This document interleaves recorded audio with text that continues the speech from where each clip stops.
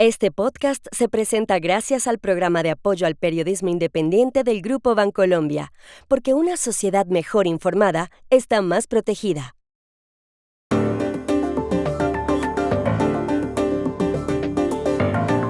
Escándalo en México porque un funcionario usó el Museo Nacional de Arte para casarse y tuvo que renunciar.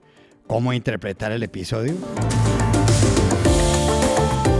En Estados Unidos, el director del FBI, Christopher Wray, dimitirá antes de tiempo. Su posible sucesor, Kash Patel, es controvertido. Hoy la historia.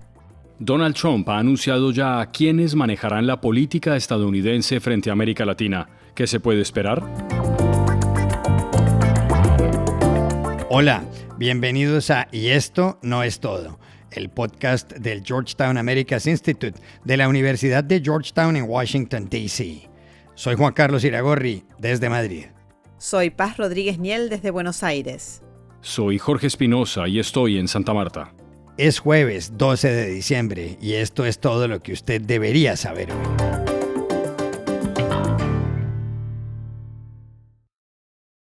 El martes, una columna de opinión del periodista Claudio Ochoa en el diario El Universal de México activó el que parece ser el primer escándalo del gobierno de Claudia Sheinbaum, presidenta de ese país desde el pasado 1 de octubre.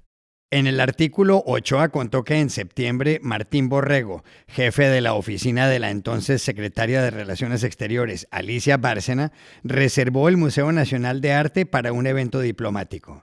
Y agregó que el evento, el 4 de octubre, no fue otro que la boda del propio Borrego. La columna de Ochoa causó tanto impacto que Martín Borrego, que en el actual gobierno coordinaba el contacto con la ciudadanía de la Secretaría de Medio Ambiente, ahora a cargo de Alicia Bárcena, no tuvo más remedio que renunciar. Claudia Sheinbaum habló del tema en las últimas horas. No deben usarse espacios públicos para ninguna conmemoración, celebración, actividad. Evidentemente hay actividades de relaciones exteriores o de otras secretarías que tienen que ver con reuniones protocolarias que se realizan, pero no, digamos, fiestas o acciones. Tiene que aclararse, en particular este caso, y todos los servidores públicos deben de comportarse adecuadamente. El Museo Nacional de Arte, el MUNAL, se encuentra en el centro histórico de la Ciudad de México. En su exterior se erige una estatua ecuestre del rey Carlos IV de España, a la que llaman El Caballito. Fundado en 1982, en su interior hay obras de Frida Kahlo y Diego Rivera, entre muchos otros. ¿Cómo interpretar todo el episodio relacionado con la boda de Martín Borrego en el Museo Nacional de Arte? Llamamos ayer a Ciudad de México a Claudio Ochoa, el columnista de El Universal y periodista de Latinus.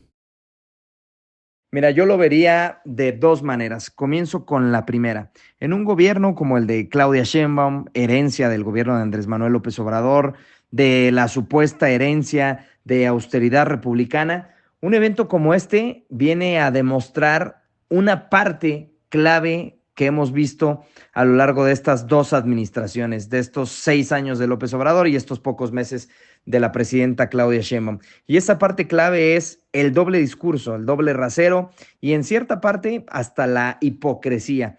Durante muchísimos años, cuando eran opositores acá en México, ellos decían que iban en contra de estos privilegios, que no se podía tener esta clase de lujos cuando el pueblo vivía en la miseria, cuando el pueblo era pobre. De pronto llegaron y parece que más bien lo que les incomodaba era no ser ellos quienes tuvieran esta clase de privilegios. Eso sería lo primero. Y la segunda idea en la que yo me centraría es que esta renuncia de Martín Borrego, desde mi punto de vista, no es suficiente. Martín Borrego es el eslabón más débil, si lo queremos ver, es como el funcionario más simple de esta trama de haberse casado, de haber organizado una boda bajo la fachada de un evento diplomático, pero ahí estaba su jefa, una secretaria de Estado. En ese entonces, Alicia Bárcena, secretaria de Relaciones Exteriores, la mujer que tenía las relaciones cercanas, valga la redundancia, con Estados Unidos y por supuesto con otros países del mundo. Esto no es solo el funcionario que, para darle una dimensión en Estados Unidos y en el resto del mundo, es un funcionario del gobierno mexicano como si un funcionario estadounidense se fuera a casar al Smithsonian en Washington, un funcionario español se fuera a casar al Museo del Prado en Madrid, de ese tamaño. Así que esto no solo debería de quedar en la renuncia de Martín Borrego como un funcionario, sí, de alto nivel, pero secundario. Alicia Bárcena, su jefa, estuvo ahí en la boda, brindó con ellos, se tomó fotografías con ellos, así que ya veremos qué sucede con esto, Juan Carlos.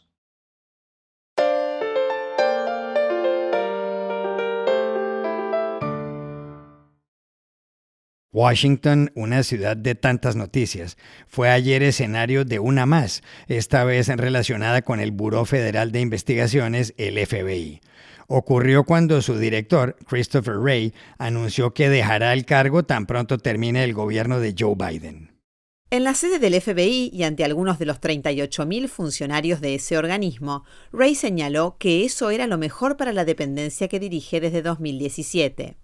Wray fue nombrado entonces por Trump para un periodo de 10 años. Trump volverá a la Casa Blanca el 20 de enero. A Trump no le gusta Chris Wray. El domingo en NBC News dijo que no está precisamente encantado ni feliz con él, que Wray invadió su mansión de Mar-a-Lago, por lo cual el expresidente ha demandado a Estados Unidos y que el crimen ha alcanzado ahora su punto más alto. Well, I can't say I'm thrilled with him. He invaded my home. I'm suing the country over it. He invaded Mar-a-Lago. I'm very unhappy with the things he's done. And crime is at an all-time high. ¿Cómo se puede entender el anuncio de renuncia anticipada del director del FBI, Chris Wray, y el hecho de que Trump quiera reemplazarlo por el controvertido Kash Patel? Hablamos ayer en Washington con nuestra compañera, la periodista y analista política Dori Toribio. Juan Carlos, el anuncio de Chris Wray no fue una sorpresa aquí en Washington, pero sí ha generado mucho debate, porque el actual director del FBI dice que dejará su cargo 3 años antes de que concluya su ciclo. Wray fue nombrado en 2017 por Donald Trump en este cargo que suele durar 10 años, precisamente para darle peso y continuidad lejos de los cambios políticos. Pero Wray, que es una figura muy respetada aquí, siempre tuvo muchas tensiones con Trump por las investigaciones del FBI, especialmente la abierta junto al Departamento de Justicia sobre el asalto al Capitolio que llevó al arresto de más de 1.500 personas y la investigación del FBI que dio pie al ahora desestimado caso del manejo irregular de documentos clasificados del gobierno, por el que Trump fue imputado en Florida tras llevarse cientos de documentos de la Casa Blanca después de su primera presidencia. Para recuperarlos, el FBI registró su residencia de Mar-a-Lago en Florida y Trump, como escuchábamos hace unos minutos, nunca se lo perdonó. Por eso hace unos días Trump anunció el nombramiento de Kash Patel al frente del FBI, lo que dejaba a Wray solo 2 opciones: dimitir o ser despedido. Ha hecho lo primero. Ayer Trump en las redes sociales celebró esta salida atacando a Wray y aplaudiendo la llegada de Patel, una figura extremadamente leal a Trump como tantos otros nombres en el nuevo gobierno. Kash Patel no tiene experiencia en cargos a ese nivel de liderazgo de agencias de inteligencia o seguridad, pero sí tiene más de una década de experiencia aquí en Washington, primero como abogado y fiscal del Departamento de Justicia y después como asesor del Comité de Inteligencia de la Cámara de Representantes. Allí trabajó con el polémico congresista republicano David Nunes al frente de esa comisión. También ocupó otros cargos durante el primer gobierno de Trump en el Departamento de Defensa y en el Comité de Seguridad Nacional de la Casa Blanca. Y en todos estos cargos, Patel fue un enorme defensor de Trump y gran crítico con las investigaciones e imputaciones contra el expresidente. Otro hilo conductor de su carrera es su constante crítica al Deep State o el Estado profundo, que son todas esas teorías de la conspiración que aseguran que Washington está en manos de poderes ocultos y oscuros. Patel lleva años diciendo que estos poderes subterráneos buscaban acabar con Trump y escribió un libro en 2023 titulado Los gángsters del gobierno, que Trump ha citado muchas veces en su campaña electoral federal y que promete acabar con ese supuesto Estado profundo que él vincula a funcionarios y otros cargos públicos que asegura hay que eliminar. Y de hecho, una de sus promesas es desmantelar el FBI, agencia que ahora podría dirigir. Otra, ayudar a Trump a cumplir su promesa de retribución y represalias contra la oposición política y los cargos que le investigaron. Pero todo esto será si Patel es confirmado en el cargo de director del FBI por el Senado. Para convencer a los republicanos, que tendrán a partir de enero una pequeña mayoría en la Cámara Alta, Patel lleva varios días aquí en Washington reuniéndose con legisladores y ahora mismo, a diferencia de otros cargos polémicos, sí parece que Patel podría alcanzar los votos suficientes.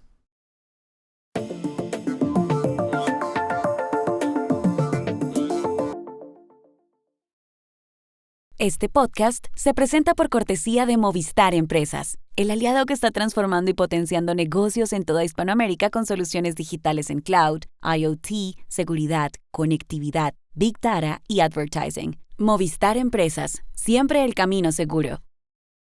Y este podcast también se presenta con el patrocinio de Tecnoglass, el poder de la calidad. Tecnoglass es la compañía líder en la manufactura y comercialización de vidrios, ventanas y fachadas para el mercado de la construcción en Estados Unidos y el mundo. Para mayor información, visite nuestra página web www.tecnoglass.com. Poco a poco, el presidente electo de Estados Unidos, Donald Trump, ha ido anunciando a los funcionarios que en su gobierno se encargarán de la política frente a América Latina. Los nombramientos de la mayoría de ellos deben ser confirmados por el Senado. El martes, Trump anunció que piensa nominar como embajador en México a Ron Johnson, que en su primer gobierno fue jefe de la misión diplomática en El Salvador. El coronel Johnson estuvo en el ejército de 1984 a 1998 y fue por 20 años miembro de la CIA. 2 días antes, el domingo, Trump había dicho que nominará como subsecretario de Estado a Chris Landau, a quien envió como embajador a México de 2019 a 2021. Abogado litigante de una firma prestigiosa, su padre, George Landau, fue embajador en Chile, Paraguay y Venezuela. El jefe de Johnson y Landau será el ex senador cubanoamericano de la Florida, Marco Rubio, a quien Trump nominará como secretario de Estado. Esto ha dicho Rubio sobre México y sobre los militares de Venezuela tras las elecciones del 28 de julio que supuestamente ganó Nicolás Maduro. México tiene una amenaza a su soberanía, que se trata de un cartel de droga. Entonces, enfrentarse a esa amenaza de manera conjunta y positiva es algo que el presidente Trump está claro que vamos a hacer. La única opción de supervivencia para el régimen de Maduro es el asesinato masivo del pueblo venezolano.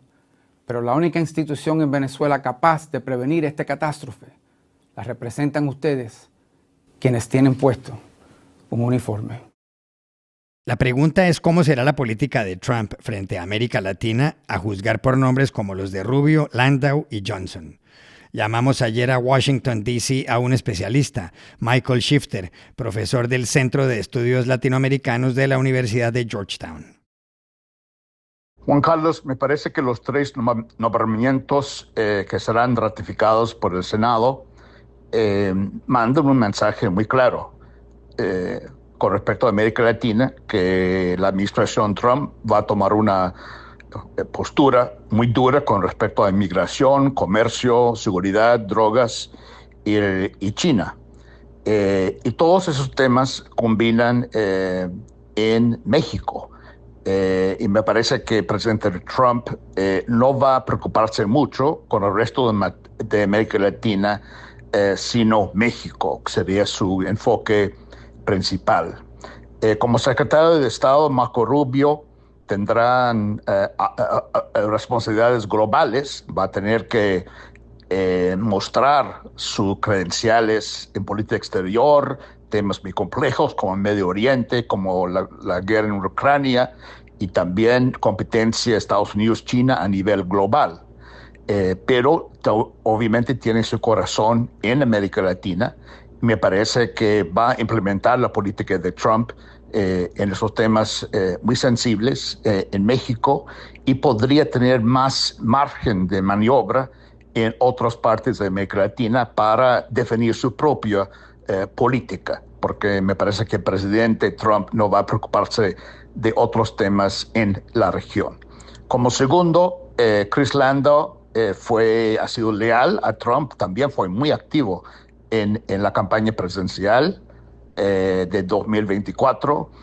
Fue un embajador muy leal a Trump en su primer mandato en México y cumplió con las instrucciones de Trump con una política migratoria en México, una política muy dura, y creo que este es el premio que Trump le ha dado para ser el segundo en el Departamento de Estado. Ron Johnson fue muy aliado de Nayib Bukele en El Salvador, colaboró con él en la política anticrimen, anti-maras, entonces su tema de seguridad, y creo que manda un mensaje para México que la administración Trump es serio, comprometido en la lucha contra crimen organizado y también la política migratoria de deportaciones, y creo que Ron Johnson va a ser un miembro del equipo muy leal en esa posición, ese cargo muy sensible y muy importante como embajador en México. Y estas son otras cosas que usted también debería saber hoy. El presidente del Brasil, Luiz Inácio Lula da Silva, será sometido hoy en Sao Paulo a una nueva intervención quirúrgica intercraneal. El martes había sido operado de urgencia en el hospital sirio-libanés, a donde llegó con un fuerte dolor de cabeza para que le drenaran una herida en la nuca. El presidente de 79 años fue intervenido inicialmente el 19 de octubre a causa de una caída en el Palacio de la Alborada, que le causó un hematoma. La economía de España ha sido la de mejor comportamiento este año, según la revista The Economist. La siguen las de Irlanda, Dinamarca, Grecia e Italia. De las de América Latina, la de Colombia es la sexta, la de Chile la 11ª y la de México la 16ª. En el puesto 20 está la de Estados Unidos. El listado comprende países de la OCDE y tiene en cuenta el Producto Interno Bruto, el desempleo y la inflación, entre otros. Elon Musk, que se acaba de convertir en la primera persona cuya fortuna supera los $400 mil millones.